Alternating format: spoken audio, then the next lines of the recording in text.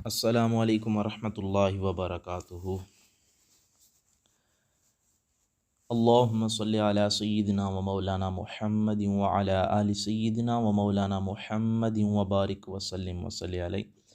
اعوذ باللہ من الشیطان الرجیم، بسم اللہ الرحمن الرحیم۔ آخری پارہ، عما پارہ جس کو کہتے ہیں، یا سورہ نبا۔ آج جو ہے وہ ہم انشاءاللہ سورہ نبا شروع کریں گے۔ سب سے پہلے سورہ نبا کا مختصراً تعارف سماعت فرما لیں کہ اس سورہ مبارکہ کا نام النبأ ہے، جو دوسری آیت سے ماخوذ ہے، یعنی دوسری آیت سے یہ نام لیا گیا ہے۔ اس کے علاوہ اس سورہ کو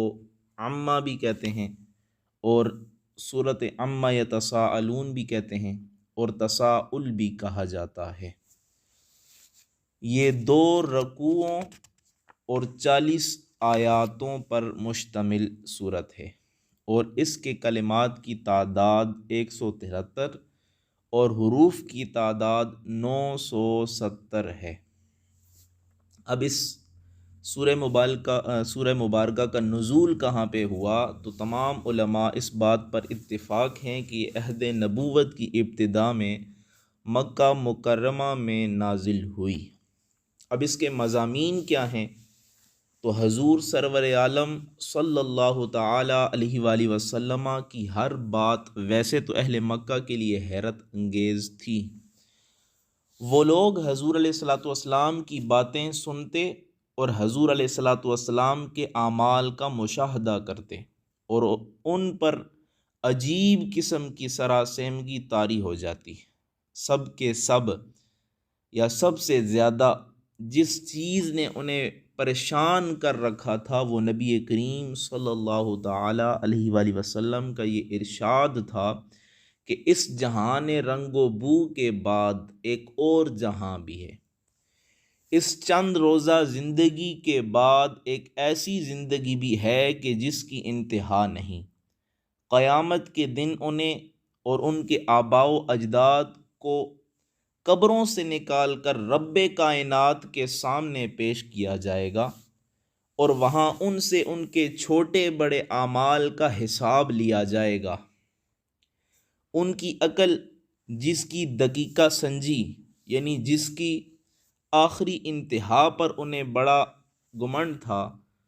اس بات کو تسلیم کرنے کے لیے ہرگز تیار نہ تھی۔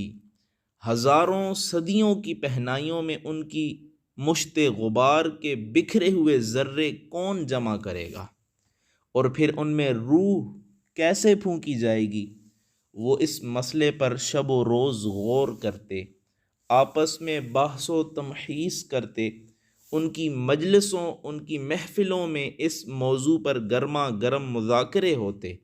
لیکن وہ کسی صورت میں وقوع قیامت کو ماننے کے لیے اپنے آپ کو تیار نہ پاتے۔ اس نہ ماننے میں ایک نفسیاتی جھجک بھی صد راہ بنی ہوئی تھی۔ اگر وہ وقوع قیامت کو تسلیم کر لیتے تو ان کی زندگی کا سارا نقشہ تل پٹ، یعنی الٹ ہو کر رہ جاتا۔ اس معاشرے میں انہیں لوٹ کھسوٹ کی جو آزادی میسر تھی، یا لوٹ کسوٹ کی جو آزادی انہیں حاصل تھی، عیش و طرب کی محفلیں جن میں مہوش و بد مست جوانیاں ساری رات محو رقص رہا کرتی تھیں، بادہ ارغوانی کے بلوریں جام مصروف گردش رہتے تھے، جہاں کسی ضرورت مند کا استحصال مباح تھا، جہاں قرض خواہ اپنے مقروض سے منمانی شرح پر سود لیا کرتا تھا۔ اگر وہ روز حساب پر ایمان لاتے ہیں تو ان کو تمام لغویات، یعنی ان فضول چیزوں سے دستکش ہونا پڑے گا، ان کو چھوڑنا پڑے گا جس کے لیے وہ لوگ تیار نہ تھے۔ اس سنگ گراں کو ان کے راہ سے ہٹانے کے لیے قرآن کریم میں بار بار بڑے زور و شور سے، بڑے زوردار دلائل سے ان کی اس سوچ کا رد کیا گیا، اور اس سورہ مبارکہ میں بھی یہی موضوع زیر بحث ہے۔ اب پہلے تو دو ٹوک الفاظ میں یہ بتا دیا کہ تمہارے انکار سے حقیقت بدل نہیں سکتی، تم مانو یا نہ مانو، یہ حقیقت بدل نہیں سکتی، قیامت ضرور برپا ہوگی، تم خود اپنی آنکھوں سے اس کا مشاہدہ کرو گے، اس کو دیکھو گے اور اس کا اعتراف بھی کرو گے، لیکن اس وقت تمہارا قیامت پر ایمان لانا تمہیں جہنم سے بچا نہیں سکے گا، تمہیں دوزخ سے بچا نہیں سکے گا۔ پھر ان کے اس اعتراض کا جواب دیا کہ ان کے منتشر ذروں کو کیسے جمع کیا جائے گا، یعنی ان کے جسم کے جو ذرے اس کائنات عالم میں یا اس عالم میں پھیل جائیں گے ان کو کیسے جمع کیا جائے گا، تو بتایا کہ ان ذروں کو جمع کرنے والا وہ قادر مطلق اور حکیم و علیم خدا ہے کہ جس کی قدرت اور حکمت کے جلوے قدم قدم پر اس کی کبریائی کی گواہی دے رہے ہیں، جو ایسے محیر العقول یعنی عقل کو حیران کر دینے والے کام سر انجام دے سکتا ہے، اس کے لیے تمہیں از سر نو زندہ کرنا، دوبارہ پیدا کرنا قطعاً مشکل کام نہیں ہے۔ اب اس کے بعد قیامت برپا کرنے کی حکمت بتائی کہ یہ کیسے ہو سکتا ہے کہ ایک انسان ساری عمر لوگوں پر ظلم و ستم کرتا رہے، غریبوں کو لوٹتا رہے، داد عیش دیتا رہے، اپنے خالق کی نافرمانی کرتا رہے، اور دوسرا شخص ساری عمر بنی نوع انسان کی خدمت کرتا رہے، دکھیوں کی غم گساری اور محتاجوں کی امداد، یتیموں اور بیواؤں کی سرپرستی کرتا رہے، اپنے رب کریم کی اطاعت سے سر منہ انحراف نہ کرے،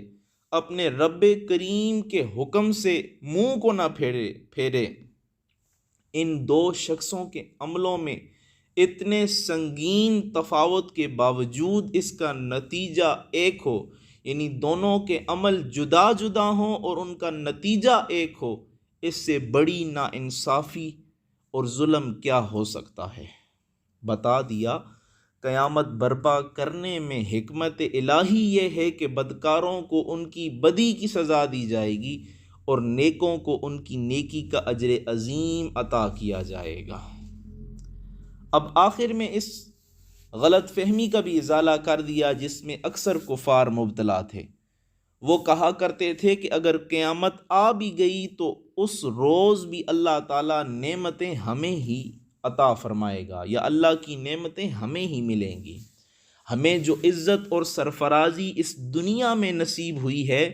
قیامت کے دن بھی ہمیں نصیب ہوگی، ہمارے جان نثار خدام، ہماری خدمت کرنے والے اور وفادار ملازم اس وقت ہمارے ارد گرد حلقہ زن ہوں گے۔ اگر کسی فرشتے نے ہماری طرف دست تعدی دراز کیا، اپنا ہاتھ بڑھایا، تو ہمارے درجنوں جوان سال اور بہادر بیٹے ان کو مزہ چکھا دیں گے، اور یہ ہماری بت یا ہمارے یہ بت جن کو ہم نے خود بنایا ہے، ہمارے یہ بت جن کی ہم پرستش کرتے ہیں یا جن کی ہم عبادت کرتے ہیں، قیامت کے دن ہماری شفاعت کریں گے۔ اس لیے ہمیں دوزخ کا کوئی اندیشہ نہیں ہے، کوئی غم، کوئی خوف نہیں ہے۔ ان کی کم نگاہوں کو بتا دیا یا ان کم عقلوں کو بتا دیا کہ اس قسم کی خام خیالیوں کو اپنے دل سے نکال دو، وہاں کسی کی مجال نہ ہوگی کہ دم مار سکے، شفاعت کے لیے وہی زبان کھول سکے گا جس کو رحمان اور رحیم نے منصب شفاعت پر سرفراز کیا ہوگا۔ تمہارے یہ بت اس روز خود دوزخ کا ایندھن بنیں گے،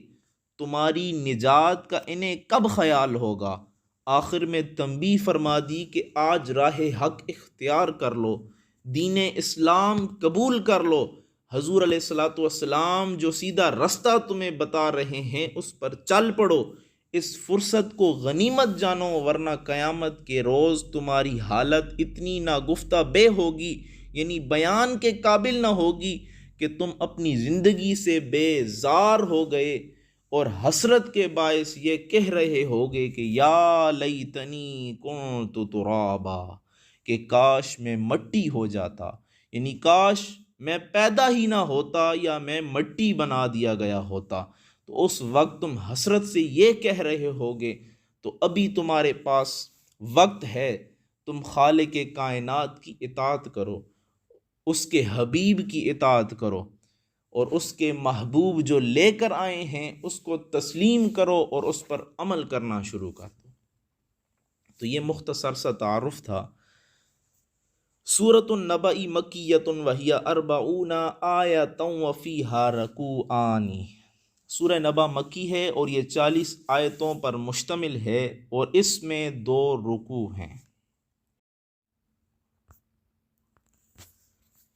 سورہ نبا۔ بسم اللہ الرحمن الرحیم، اللہ کے نام سے شروع کرتا ہوں جو بہت ہی مہربان، ہمیشہ رحم فرمانے والا۔ یہاں پہ بسم اللہ کے تحت میں ایک حدیث نقل کرنا چاہتا ہوں۔ ان النبی صلی اللہ تعالی علیہ وآلہ وسلم قال، حضور علیہ الصلاۃ والسلام کا ارشاد مبارک ہے کہ پیارے نبی کریم رؤوف الرحیم صلی اللہ علیہ وسلم نے ارشاد فرمایا، اغلق بابک واذکر اسم اللہ، اپنا دروازہ بند کر، اس وقت بھی بسم اللہ کر، اس وقت بھی اللہ کا نام لے۔ فإن الشیطان لا یفتح بابا مغلقا، کہ بے شک شیطان اس دروازے کو نہیں کھول سکتا جس کو بند کر دیا گیا ہو۔ وَأَطْفِئْ مِصْبَاحَكَ وَاذْكُرِ اسْمَ اللَّهِ، اور لائٹ یا مصباح چراغ کو کہتے ہیں، چراغ بند کر یا چراغ کو بجھا تب بھی اللہ تعالیٰ کا ذکر کر۔ وَخَمِّرْ إِنَاءَكَ، اپنے برتن کو ڈانپ، وَلَوْ بِعُودٍ تَعْرُضُهُ عَلَيْهِ، اگرچہ اسے ایک لکڑی کے ساتھ عارضی طور پر ڈانپ، تب بھی اللہ تعالیٰ کا وذکر اسم اللہ، اللہ تعالیٰ کا ذکر کر۔ وَأَوْكِ سِقَاءَكَ، اور اگر اپنی مشکیزے کا منہ بند کر، وذکر اسم اللہ، تو تب بھی اللہ تعالیٰ کا ذکر کر۔ تو اس حدیث سے ہمیں یہ پتہ چلتا ہے کہ ہر جائز و نیک کام سے پہلے اللہ تعالیٰ کا ذکر کرنا چاہیے۔ اور ایک حدیث میں اس طرح بھی آتا ہے، حضور علیہ الصلاۃ والسلام کے فرمان کا مفہوم یہ ہے کہ جس کام کو شروع کرنے سے پہلے بسم اللہ پڑھ لیے جائے تو وہ کام کبھی نامکمل نہیں ہوتا۔ تو ہمیں بھی چاہیے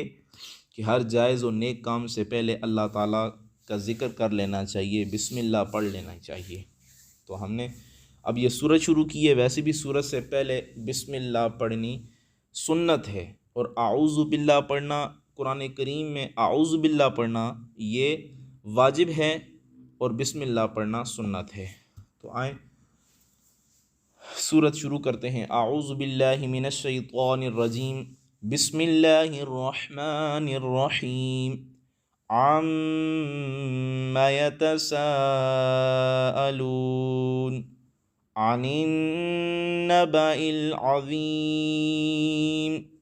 الَّذِي هُمْ فِيهِ مُخْتَلِفُونَ۔ اللہ تعالیٰ آیت نمبر 1 میں ارشاد فرماتا ہے، عَمَّ يَتَسَاءَلُونَ، وہ کس چیز کے بارے میں ایک دوسرے سے پوچھ رہے ہیں۔ عَمَّ کس چیز کے بارے میں، یتساءلون وہ ایک دوسرے سے سوال کر رہے ہیں، وہ ایک دوسرے سے پوچھ رہے ہیں۔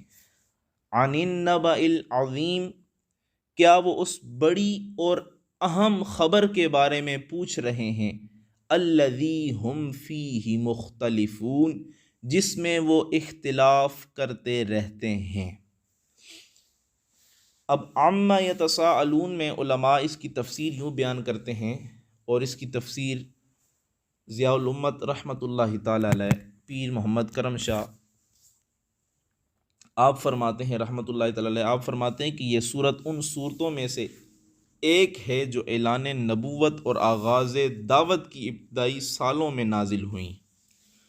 اور نبی کریم صلی اللہ تعالی علیہ وآلہ وسلم جس ہماگیر انقلاب کے دائی بن کر تشریف لائے تھے، اس کی کامیابی کا انحصار عقیدہ قیامت پر تھا،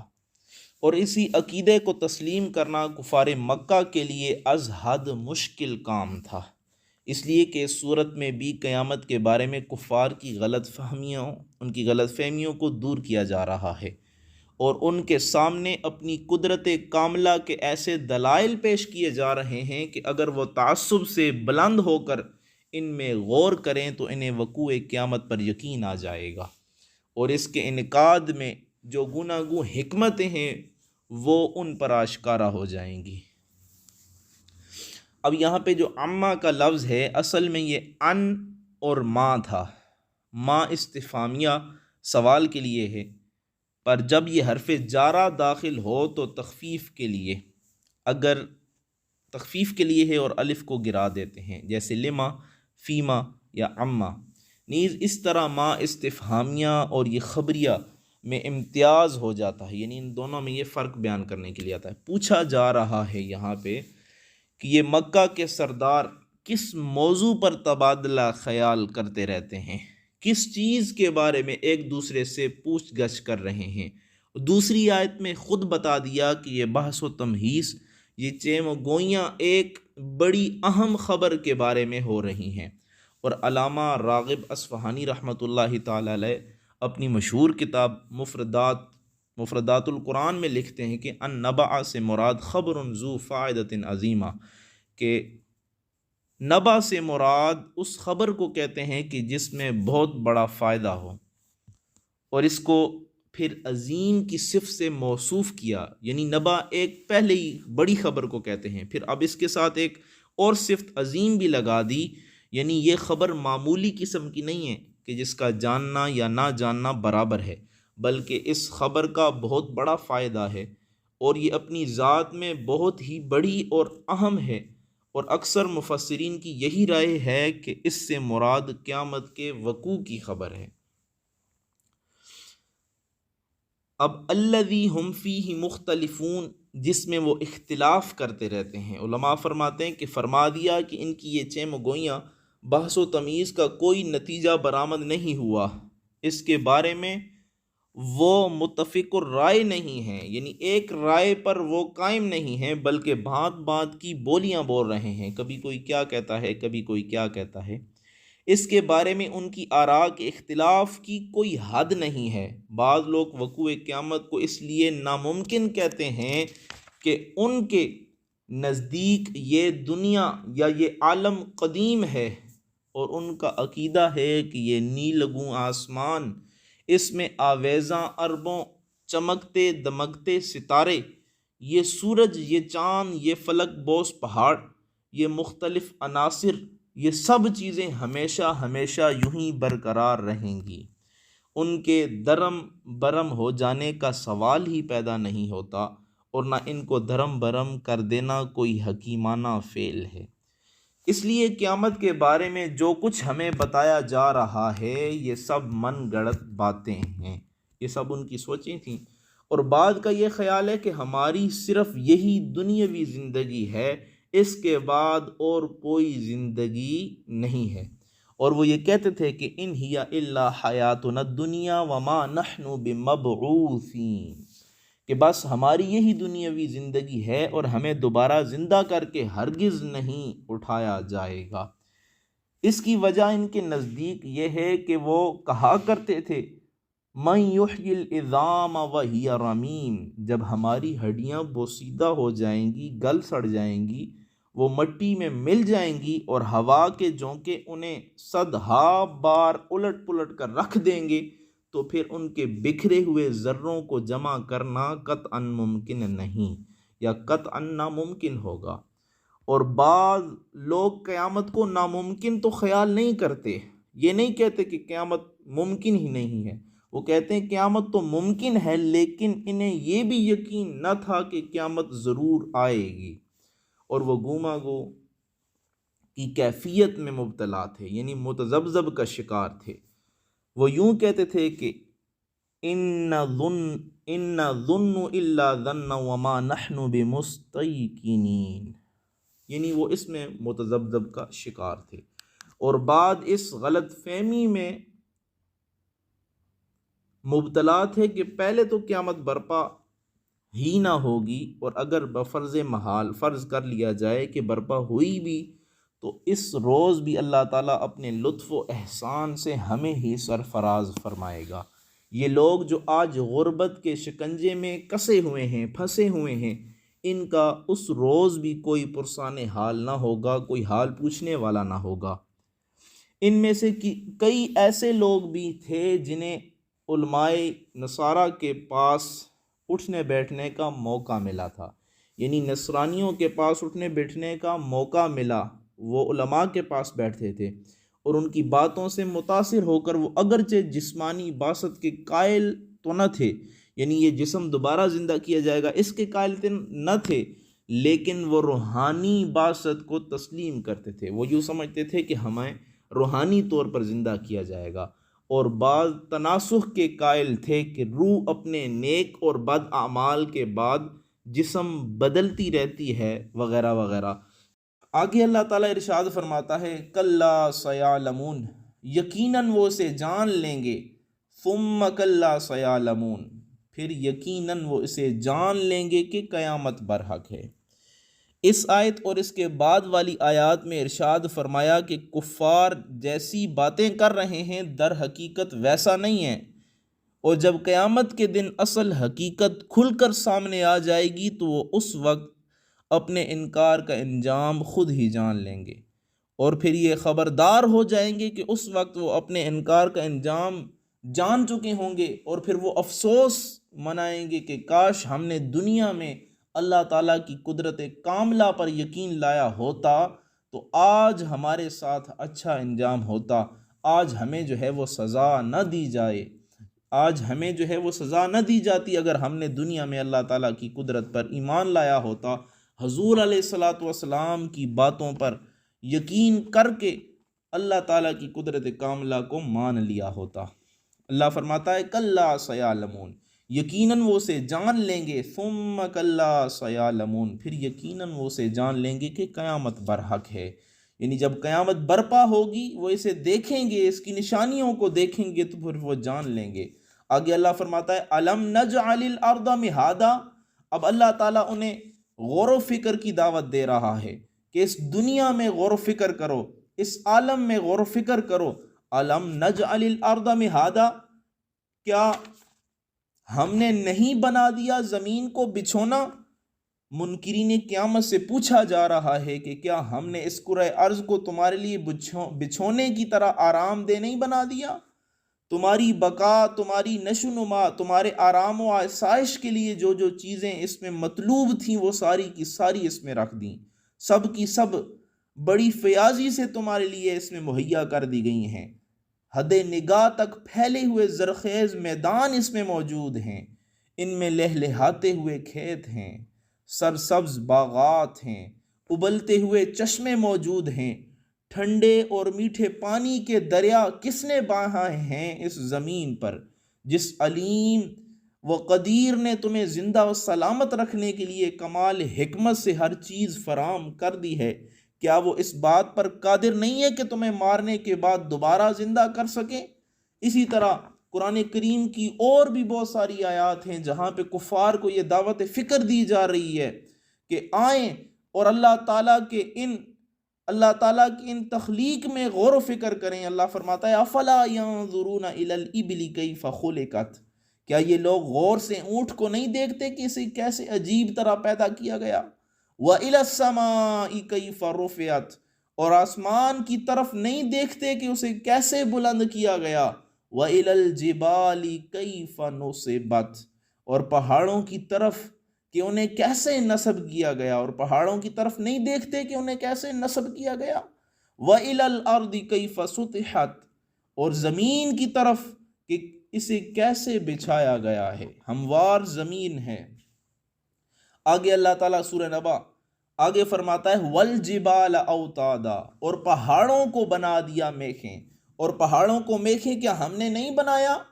اللہ تعالیٰ اس میں ارشاد فرماتا ہے ذرا اس سلسلہ ہائے کوہ کی طرف دیکھو، ان بلند و بالا پہاڑوں کی طرف دیکھو، یوں معلوم ہوتا ہے جیسے کیل کی طرح انہیں زمین میں گاڑ دیا گیا ہے تاکہ اس کے وزن سے کرۂ زمین کی اضطراری حرکت رک جائے۔ جب زمین کو پانی پر پیدا کیا گیا تو یہ کانپ رہی تھی، یہ مضطرب تھی، اللہ تعالیٰ نے اس پر پہاڑوں کو پیدا کیا جس نے کیل کا کام کیا، اور یہ زمین جو ہے یہ ساکن ہو گئی، اضطراری حالت سے رک گئی، اس کے علاوہ ان پہاڑوں میں تمہارے لیے ان گنت فوائد ہیں، منافع ہیں۔ ان پہاڑوں سے ہی لوگ سونا نکالتے ہیں، چاندی نکالتے ہیں، ان سے نمک نکالا جاتا ہے، اور طرح طرح کی نعمتیں ان پہاڑوں سے حاصل کیا جاتا ہے، طرح طرح کی نعمتوں کو ان پہاڑوں سے نکالا جاتا ہے۔ اور جو ذات اتنے بڑے بڑے پہاڑ پیدا کرنے پر قادر ہے، اس کے بارے میں یہ خیال کہ وہ ایک بالشت بھر کے انسان کو، ایک گٹھ بھر کے انسان کو دوبارہ پیدا نہیں کر سکتی، کتنا بڑا دھوکہ ہے، کتنا بڑا فریب ہے اس خالق کائنات کی قدرت کاملہ پر۔ پھر آگے اللہ فرماتا ہے وَخَلَقْنَاكُمْ أَزْوَاجًا، اور ہم نے پیدا کیا تمہیں جوڑا جوڑا۔ یہاں پہ اللہ تعالیٰ انہیں دعوت فکر دے رہا ہے، اگر تمہاری نظر اتنی بینا نہیں کہ وسیع زمین اور فلک بوس پہاڑوں میں اس کی حکمت کے جلووں کو دیکھ سکو، تو آؤ اپنی ذات میں غور کرو، اپنی ذات میں غور و فکر کرو۔ اس نے تم سب کو مرد ہی پیدا نہیں کیا، نہ ہی سب کو عورتیں بنا ڈالا۔ تم خود سوچو، مرد و زن دونوں کی تخلیق اسی قطرہ آب سے ہوتی ہے، یعنی پانی کے ایک قطرے سے مرد پیدا ہوتا ہے اور اسی قطرے سے عورت پیدا ہوتی ہے، ایک ہی رحم میں نشو نما پاتے ہیں، خوراک بھی دونوں کی ایک ہوتی ہے، لیکن کسی کو لڑکا بنا دیا تو کسی کو لڑکی بنا دیا۔ ایک باپ بننے کے قابل ہے، دوسری ماں بننے کے قابل ہے، اور جسے باپ بننا ہے اس کو تمام ایسے آلات، قوتیں اور صلاحیتیں بخش دی ہیں جس کے باعث وہ باپ بننے کے منصب پر فائز ہو سکتا ہے، اور اسی طرح جس کو ماں بننا ہے وہ ماں بننے کی تمام جسمانی اور نفسیاتی صلاحیتوں سے بہرہ ہے۔ اگر تمہیں جوڑا جوڑا نہ بنایا جاتا تو افزائش نسل کیسے ہوتی، یہ نسل کیسے بڑھتی؟ اگر تم جوڑا جوڑا پیدا نہ کیے جاتے تو زندگی کا یہ کٹھن سفر ہر کیف و رنگ سے محروم رہ جاتا، یہ زندگی کا تسلسل ختم ہو جاتا۔ جس ذات پاک نے نسل انسانی کو مرد و زن میں تقسیم کر کے ان کی تمام صنفی ضروریات کا اہتمام کیا ہے، اس کے لیے تمہیں دوبارہ زندہ کرنا قطعاً مشکل معلوم ہوتا ہے؟ اس کے لیے کوئی چیز پیدا کرنا مشکل نہیں ہے۔ جس نے تمہیں ایک دفعہ پیدا کر دیا ہے، پہلی دفعہ پیدا کرنا زیادہ مشکل ہے، لیکن اللہ تعالیٰ نے تمہیں پہلی دفعہ عدم سے وجود میں لایا ہے، تو دوبارہ پیدا کرنا کون سا مشکل ہے؟ آگے اللہ فرماتا ہے وَجَعَلْنَا نَوْمَكُمْ سُبَاتًا، اور ہم نے بنا دیا ہے تمہاری نیند کو باعث سکون، باعث آرام۔ اب یہاں پہ اللہ تعالیٰ ارشاد فرماتا ہے، اگر اس کی تفاسیر مختلف کتب سے دیکھیں، اگر ان باریکیوں میں غوطہ زنی کی تمہیں مہلت نہیں، یعنی تم پہاڑوں کی طرف بھی نہیں دیکھ سکتے، ان میں بھی غور و فکر نہیں کر سکتے، تم زمین، درختوں اور کائنات میں پھیلی ہوئی طرح طرح کی نعمتوں میں اگر غور و فکر کرنے کے قابل نہیں ہو، اپنی ذات میں بھی غور و فکر کرنے کے قابل نہیں ہو، آؤ پھر تم اپنی نیند اور بیداری کی دو مختلف حالتوں میں ہی غور و فکر کر لو۔ بیداری کی حالت میں تمہیں دماغی اور جسمانی مشقت کرتے ہو، بیداری کی حالت میں تم اپنے دماغ اور جسم کو تھکاتے ہو، اور تم تھک کر جب چور ہو جاتے ہو تم میں مزید کام کرنے کی صلاحیت باقی نہیں ہوتی، تم مزید کام نہیں کر سکتے، آرام کی ضرورت ہوتی ہے۔ اچانک نیند تمہیں اپنے آغوش میں لے لیتی ہے، پھر کچھ وقت کے لیے تمہیں دنیا اور جو کچھ اس میں ہے اس سے بے خبر ہو جاتے ہو، اور تمام سوچوں سے اور اندیشوں سے تمہیں نجات مل جاتی ہے۔ کچھ دیر سو لینے کے بعد جب تم دوبارہ بیدار ہوتے ہو، دماغی درماندگی، دماغی تھکاوٹ اور جسمانی تھکاوٹ دور ہو چکی ہوتی ہے، جوش و نشاط کی کیفیت دوبارہ واپس لوٹ آتی ہے، تم دوبارہ اسی طرح تازہ دم ہو جاتے ہو، اور تم از سر نو اس زندگی کے کاموں میں پھر جو ہے وہ منہمک ہو جاتے ہو، پھر آغاز شروع کر دیتے ہو، ان زندگی کے کاموں میں پھر لگ جاتے ہو۔ تو سنو، ہم نے ہی تمہارے لیے نیند کو آرام اور راحت کا ذریعہ بنایا ہے، تمہارے لیے سکون اور اطمینان بنایا ہے۔ اگر ہم تمہیں نیند کی نعمت سے محروم کر دیں تو یہ زندگی تمہارے لیے موت سے بھی زیادہ تکلیف دہ بن جائے۔ ذرا غور و فکر کریں ان لوگوں کے بارے میں کہ جن کو نیند نہیں آتی، وہ نیند کی میڈیسن، نیند کی دوائیں لے کر بڑی مشکل سے نیند کو لاتے ہیں۔ تو یہ اللہ تعالیٰ کی ایک نعمت ہے، اور اللہ تعالیٰ ان کو دعوت فکر دے رہا ہے کہ وہ آئیں، غور کریں کہ یہ میری قدرت ہے کہ جس نے نیند، جسے تم موت کی بہن کہا کرتے ہو، اسی کو ہم نے قوت و نشاط کا سر چشمہ بنا دیا ہے۔ جس کی قدرت کاملہ کا یہ عالم ہے، کیا اس کے لیے تمہیں دوبارہ زندہ کرنا ناممکن محسوس ہوتا ہے؟ کچھ تو انصاف سے کام لو، کچھ تو عدل کرو، غور و فکر کرو اس خالق کائنات کی تخلیق پر کہ جس نے اتنی بڑی دنیا کو بسا دیا، اتنی بڑی دنیا کو عدم سے وجود بخشا۔ اس کے لیے ایک بالشت بر انسان کو دوبارہ پیدا کرنا کیسے مشکل ہو سکتا ہے، کیسے ناممکن ہو سکتا ہے؟ وہ تو کن فرماتا ہے تو ہر چیز ہو جاتی ہے۔ تو یہ اللہ تعالیٰ اپنی تخلیق پر، اللہ تعالیٰ اپنی قدرت پر یہ قرآن کریم میں دعوت دے رہا ہے ان لوگوں کو کہ جو اللہ تعالیٰ کی قدرت کاملہ پر یقین نہیں رکھتے۔ اللہ تعالیٰ انہیں دعوت دے رہا ہے کہ آؤ غور و فکر کرو، اس کائنات میں پھیلی ہوئی چیزوں میں غور و فکر کرو۔ اگر اتنا نہیں کر سکتے تو اپنے وجود کو ہی دیکھ لو۔ نیند کی دو کیفیتیں، حالت بیداری اور نیند والی حالت میں ہی غور و فکر کر لو۔ اگر تم نے صدق دل سے اس میں غور و فکر کرنا شروع کر دیا تو تمہیں خالق کائنات کی قدرت کاملہ پہ یقین ہو جائے گا، اور جب اس کی قدرت کاملہ پہ یقین ہوگا تو اس کے محبوب نبی کریم رؤوف الرحیم صلی اللہ تعالیٰ علیہ وآلہ وسلم کے ارشادات پر بھی تمہیں یقین ہو جائے گا، اور جب حضور علیہ الصلوۃ والسلام کے ارشادات پر تمہیں یقین ہو جائے گا، یقین آ جائے گا، پھر تم اس کے ارشادات پر عمل کرنا شروع ہو جاؤ گے، اور جب عمل کرنا شروع ہو جاؤ گے تو پھر تم پکے مومن اور پکے مسلمان بن جاؤ گے۔ اللہ تعالیٰ فرماتا ہے بسم اللہ الرحمن الرحیم، وَجَعَلْنَا اللَّيْلَ لِبَاسًا، نیز ہم نے بنا دیا رات کو پردہ پوش، وَجَعَلْنَا النَّهَارَ مَعَاشًا، اور ہم نے دن کو روزی کمانے کے لیے بنایا، وَبَنَيْنَا فَوْقَكُمْ سَبْعًا شِدَادًا، اور ہم نے بنائے تمہارے اوپر 7 مضبوط آسمان، وَجَعَلْنَا سِرَاجًا وَهَّاجًا، اور ہم نے ہی ایک نہایت روشن چراغ بنایا، وَأَنزَلْنَا مِنَ الْمُعْصِرَاتِ مَاءً ثَجَّاجًا، اور ہم نے برسایا بادلوں سے موسلا دار پانی، لِنُخْرِجَ بِهِ حَبًّا وَنَبَاتًا، تاکہ ہم اگائیں اس کے ذریعے اناج اور سبزی، وَجَنَّاتٍ الْفَافًا، نیز گنے باغات۔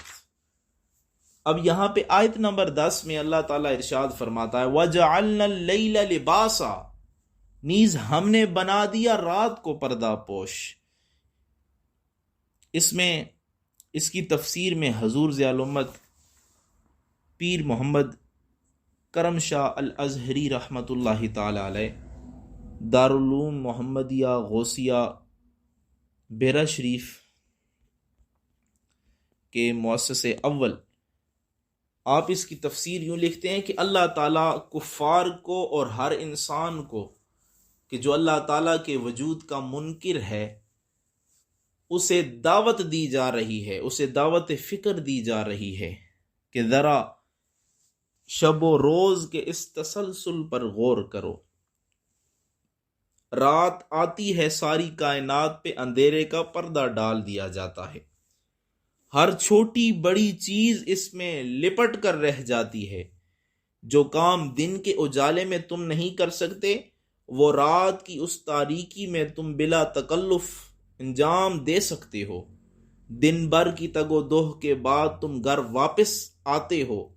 اپنے بال بچوں کے ساتھ رات بسر کرتے ہو۔ تمہیں رات کے تاریک سناٹوں میں جو آرام ملتا ہے اور جو میٹھی نیند تم سوتے ہو، وہ آرام اور میٹھی نیند دن کے اجالے میں کہاں نصیب ہوتی ہے۔ شیطان اور نفس کے پرستار رات کو ہی اپنے عشرت قدوں کی رونق بڑھاتے ہیں، اور رحمان کے بندے، اللہ تعالیٰ کے بندے رات کو اٹھتے ہیں جب ساری دنیا سوتی ہے، اور اپنے سجدہ ہائے نیاز سے، اپنے نالہ ہائے جگر گداز سے، اور اپنی اشک باریوں سے اپنے گوشہ خلوت میں چراغاں کرتے ہیں۔ کسی کو خبر تک نہیں ہوتی کہ کسی نے کیسی رات گزاری ہے۔ اللہ کے جو نیک بندے ہیں ان کے بارے میں اللہ تعالیٰ فرماتا ہے کہ وہ راتوں کو جاگنا، ان کا راتوں کا جاگنا، بستروں سے جدا رہنا، نیند قربان کرنا، راحت و آرام لٹا دینا، یہ رات کی تنہائی میں صرف اس خالق حقیقی کے لیے ہوتا ہے۔ ان کے بارے میں آتا ہے، اللہ فرماتا ہے تتجافا جنوبہم عن المضاجع یدعون ربہم خوفا وطمعا۔ ان کامل مومنین کی کروٹیں ان کی خوابگاہوں سے جدا رہتی ہیں، وہ ڈرتے ہوئے، امید کرتے ہوئے اپنے رب کو پکارتے ہیں۔ اور کہیں ان کے بارے میں آتا ہے الذین یبیتون لربہم سجدا وقیاما، کہ وہ جو اپنے رب کے لیے سجدے اور قیام کی حالت میں رات گزارتے ہیں، یعنی وہ خالق کائنات کے حقیقی بندے، وہ خالق کائنات کے پیارے بندے، خالق کائنات کے محبوب بندے رات کی تنہائیوں میں اپنے خالق کائنات کو راضی کرتے ہیں۔ اور رات کو ایسا لباس اور مکمل پردہ ہم نے بنا دیا کہ ہر بندہ اس میں اپنے کام سر انجام دے سکتا ہے۔ آگے اللہ تعالیٰ نے فرمایا وَجَعَلْنَا النَّهَارَ مَعَاشًا، اور ہم نے دن کو روزی کمانے کے لیے بنایا۔ معاشا سے مراد معاشن اے سبباً للمعاشی، تفسیر مزری میں ہے رات کے برعکس جب دن ہوتا ہے تو پردہ اٹھ جاتا ہے، ہر چیز نظر آنے لگتی ہے، ہر سو روشنی پھیل جاتی ہے، زندگی کی رکی ہوئی گاڑی پھر حرکت کرنے لگتی ہے، بازار کھل جاتے ہیں، منڈیوں میں چہل پہل شروع ہو جاتی ہے، کاشتکار اپنی زمینوں میں ہل جوتتے ہیں۔ غرض یہ کہ سورج طلوع ہوتے ہی کسب معاش کے لیے جد و جہد و تگ و دو کا سلسلہ شروع ہو جاتا ہے۔ آگے اللہ فرماتا ہے وَبَنَيْنَا فَوْقَكُمْ سَبْعًا شِدَادًا، اور ہم نے بنائے تمہارے اوپر 7 مضبوط آسمان۔ ہماری قدرت اور پختہ کاری کی شان ملاحظہ کیجئے۔ اللہ فرماتا ہے تو ذرا آسمان کی اس نیلگوں چھت کی طرف آنکھ اٹھا کر دیکھ، 1000 صدیاں بیت چکی ہیں اس سائبان کو تنے ہوئے، بتاؤ شکست و ریخت کا کوئی نشان اس میں نظر آتا ہے؟ کہیں کوئی شکن، کوئی سلوٹ، کوئی جول، کوئی پھٹی ہوئی جگہ آپ کو اس میں دکھائی دیتی ہے؟ نہیں دیتی، ہرگز نہیں دکھائی دے گی۔ یہاں کے قرآن میں آتا ہے يَنْقَلِبْ إِلَيْكَ الْبَصَرُ خَاسِئًا وَهُوَ حَسِيرٌ، بار بار دیکھو، طاقتور دوربینیں لگا کر دیکھو، تمہیں کہنگی اور بوسیدگی کی کوئی علامت، اس آسمان کے پرانے ہونے کی کوئی علامت دکھائی نہ دے گی۔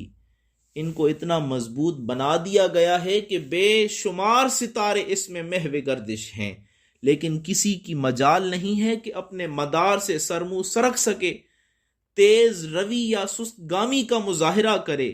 یا جو نظام اوقات اس کے لیے مقرر ہے اس میں ایک لمحے کی بھی تاخیر کرے۔ تم ہماری قدرت و طاقت کو اپنی ناقص طاقت پر قیاس کرتے ہو، یہ تمہاری سراسر نادانی ہے۔ غور تو کرو ان چیزوں میں، اگر تم ان چیزوں میں غور و فکر کرو گے تو اپنے خالق حقیقی کو پہچان لو گے۔ آگے اللہ فرماتا ہے وَجَعَلْنَا سِرَاجًا وَهَّاجًا، اور ہم نے ہی ایک نہایت روشن چراغ بنایا۔ اب یہاں پہ سراجن سے مراد سورج ہے۔ مفسرین فرماتے ہیں اس کو وہاج کی صفت سے موصوف کیا، اور وہاج ہوا مجمع النور والحرارتی، وہاج اس کو کہتے ہیں جو نور اور حرارت کا منبع ہو، اور مشہور مفسر مقاتل کہتے ہیں جعل فیہا نورا وحرارتا والوہج یجمع النور والحرارہ، یعنی اللہ تعالیٰ نے سورج میں نور اور حرارت دونوں کو جمع کر دیا ہے۔ وہ ایک چراغ جو سارے عالم کو منور کر رہا ہے، اس کے بارے یا اس کے بنانے والے ہم ہیں۔ خالق کائنات فرماتا ہے اس کے بنانے والا کون ہے؟ اس کے بنانے والے ہم ہیں۔ وہ صرف روشن ہی نہیں، گرم بھی ہے۔ روشنی اور حرارت دونوں زندگی کا سرچشمہ ہیں۔ اہل علم سے مخفی نہیں کہ کائنات کی یہ ساری چہل پہل، گلشن ہستی کی یہ حسین آرائیاں اور جمال آفرینیاں نور اور حرارت دونوں کا کرشمہ ہیں۔ اگر اس میں صرف نور ہوتا یا صرف حرارت ہوتی تو زندگی نام کی کوئی چیز یہاں نہ پائی جاتی۔ اس سورج کے بارے میں ہی اگر انسان غور کرے تو اللہ تعالیٰ کے قادر مطلق ہونے کا پختہ یقین حاصل ہو جائے۔ زمین کے حجم سے اس کا حجم 3,23,000 گنا بڑا ہے۔ زمین سے اس کا فاصلہ 9,30,00,000 میل ہے۔ اس کا درجہ حرارت 1,40,00,000 ڈگری سینٹی گریڈ ہے، اور اس کا قطر 8,65,000 میل ہے، جو زمین کے قطر سے 109 گنا بڑا ہے۔ آپ اس پر حیران نہ ہوں، بعض ستارے سورج سے بھی 100 گنا بڑے ہیں، کئی ایسے بھی ہیں جن کا قطر سورج کے قطر سے 800 گنا ہے۔ زمین سے اتنا دور ہونے کے باوجود وہ مناسب مقدار میں روشنی بھی پہنچا رہا ہے، جس کے باعث اس کا چپا چپا روشن ہے، اور مناسب مقدار میں حرارت بھی فراہم کر رہا ہے، جس سے انسانی، حیوانی اور نباتاتی زندگی برقرار ہے۔ زمین سے اس کی مناسب دوری، اس کے طلوع و غروب کا نظام، موسموں کا تغیر و تبدل، رات کا آنا جانا، ہر چیز پکار پکار کر اعلان کر رہی ہے کہ اس کو منبع نور و حرارت بنانے والا، اس کو مناسب دوری پہ رکھنے والا، اس کے منظم طلوع و غروب کا لائحہ عمل مرتب کرنے والا قادر مطلق بھی ہے، حکیم بھی ہے اور علیم بھی ہے۔ آگے اللہ تعالیٰ نے ارشاد فرمایا وَأَنزَلْنَا مِنَ الْمُعْصِرَاتِ مَاءً ثَجَّاجًا، اور ہم نے برسایا بادلوں سے موسلا دار پانی۔ اب معصرات سے مراد وہ ہوائیں ہیں جو بادل کو نچوڑتی ہیں اور بارش برستی ہے، اور معصرات سے مراد ان بادلوں کو کہتے ہیں جو بارش کے پانی سے لدے پھتے ہوتے ہیں، اور ابھی انہوں نے برسنا شروع نہیں کیا ہوتا، برسنے کے قریب ہوتے ہیں، اور پانی کا زور سے گزرنا، موسلا دار ٹپکنا، اس کو بھی بعد دفعہ معصرات کہتے ہیں۔ آگے اللہ تعالیٰ نے ارشاد فرمایا لِنُخْرِجَ بِهِ حَبًّا وَنَبَاتًا، تاکہ ہم اگائیں اس کے ذریعے اناج اور سبزی، وَجَنَّاتٍ أَلْفَافًا، نیز گنے باغات۔ اب اس میں بتایا جا رہا ہے یوں بادلوں سے بارش کا موسلا دار برسنا بے مقصد اور عبث نہیں، بلکہ بارشیں برسا کر ہم انسانوں کے لیے ہر طرح کا اناج، حیوانات کے لیے ہر قسم کا چارہ اگاتے ہیں، اور اس کے پانی سے گنجان باغات بہا رکھے ہیں، جن کی شاخوں پر مختلف ذائقوں کے رنگا رنگ پھل تمہارے کام و دہن کی ضیافت کے لیے تیار ہیں۔ یہ سب چیزیں جن کا ذکر اوپر کیا گیا ہے اللہ تعالیٰ کی قدرت کاملہ کے شاہکار ہیں، جو اس کی حکمت بالغہ اور علم محیط کی گواہی دے رہی ہے، جس کی قدرت کے حیرت افزا نمونے تم دیکھ چکے ہو۔ خود انصاف سے بتاؤ، کیا تمہیں وہ دوبارہ زندہ کرنے کی طاقت نہیں رکھتا؟ نیز اس کی ہر قدرت میں اس کے بے پایہ حکمت کے جلوہ طراز ہیں، جلوہ نما ہیں، جس کا ہر کام حکمت سے حکمت ہے۔ کیا تم اس کے بارے میں یہ باور کرا سکتے ہو کہ اس نے انسان کو بے مقصد پیدا کیا ہے، انسان کو اشرف المخلوقات بنایا، غور و فکر کی استعداد بخشی، عمل اور ارادے کی آزادی عطا فرمائی، اپنی کائنات کو مسخر کر کے اس کی ترک تازیوں کے لیے میدان ہموار کر دیا۔ وہ اللہ تعالیٰ کی دی ہوئی قوتوں کو اپنی مرضی اور اپنے اختیار سے استعمال کرتا رہتا ہے۔ کسی نے اپنی قوتوں کو عروس گیتی کے نوک پلک سنوارنے کے لیے صرف کیا، علم و حکمت کے کارواں کی قیادت کی زندگی سنسان صحراؤں میں نیکیوں کے خیابان آباد کیے، اور شعرائے حیات پر ہر قدم بڑی ذمہ داری سے اٹھایا، اور آخر دم تک اس نے اپنے پروردگار کی بندگی میں کوئی کوتاہی نہیں کی۔ اور بعض لوگ انسانیت کا سہاگ لوٹتے رہے، گلشن ہستی کو ویرانیوں اور بربادیوں کے شعلوں سے بسم کرتے رہے، اپنی صفاقیوں اور خون آشامیوں سے بے گناہوں کے معصوم خون سے ہولی کھیلتے رہے۔ نہ انہوں نے اپنے خالق کو پہچانا، نہ اپنے معبود کی بندگی اختیار کی، اور نہ نیکی کے جتنے چراغ ان کے زد میں آئے انہیں گل کرتے رہے، اور اسی طرح اپنی زندگی کو انہوں نے برباد کر دیا۔ تم خود سوچو کہ اگر ان دونوں کو دوبارہ زندہ کر کے جزا و سزا نہ دی جائے تو اس سے بڑا ظالم بھی کوئی اور ہو سکتا ہے؟ کیا تم اس اندھیر گردی کی اپنے رب سے جو رحیم بھی ہے کریم بھی ہے یہ توقع رکھ سکتے ہو؟ اس کی حکمت کا یہ تقاضا ہے کہ اپنے نیک بندوں کو وہ زندہ کر کے اپنی ابدی نعمتوں سے سرشار کر دے، تاکہ انہیں اپنے اعمال صالحہ کا میٹھا پھل نصیب ہو، اور بدکاروں اور ظالموں کو دوبارہ زندہ کر کے کار جہنم میں جھونک دے، تاکہ انہیں اپنی خرمستیوں اور بدکاریوں کی پوری سزا ملے۔ یہ